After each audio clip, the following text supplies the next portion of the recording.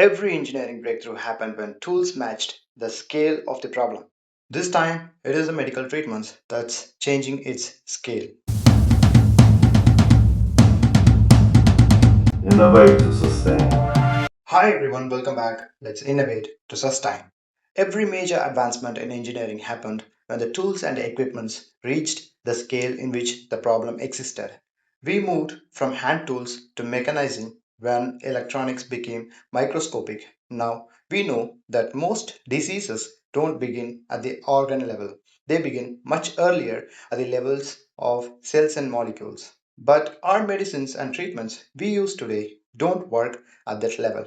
They work broadly across the whole body. First, let's be clarified about the misconception the name nanobot carries. The word nanobot does not refer to robots working in the scales of 10 to the power of minus 9 meters. No tiny robots with arms, batteries, and motors in your blood. In medicine, a nanobot is closer to an engineered nanostructure, something built at very small scale with specific responses built into it. It doesn't think, it just reacts. That reaction is carefully designed. Biology works on patterns. The signals that healthy cells and diseased cells carry are entirely different. In conventional medicine, we ignore those signals and treat with generalized medicines that reach the entire body. But nanobots allow medicine to respond to those small differences, and that is a fundamental change in approach. Think of a medical nanobot as answering these following questions. Am I in the right place? It checks for the chemical markers, the pH, enzymes, proteins, and so on. Second, should I do anything? If the right signal is present, it activates. If not, it stays quiet. Third, what should I do? Release a drug, bind to a cell, or change shape? Simple rules, small scale, very precise results. We already use nano-scale delivery systems in cancer treatments and vaccines. What is missing today is coordination. Right now, these systems act alone. In future, they'll act in groups, many simple units producing one controlled outcome. That's how biology itself works. What makes this hard to achieve manually? The hard problem of deploying nanobots is not about the sizes, it's about control, safety, and knowing when to stop, making sure these systems break down safely. These are design problems. This is still under research and open as an innovator's responsibility. What makes nanobots interesting is that they sit between disciplines. Biology to understand signals, physics to guide the structures, material science to build them, logic to define their behavior.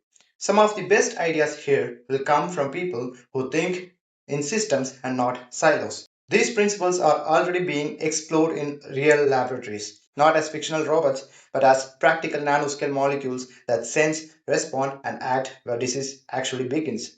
Some of the active laboratory explorations are listed here.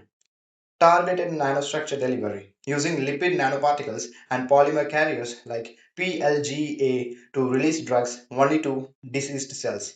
DNA-origami nanostructures, folded DNA frameworks that open and close in response to specific cellular signals.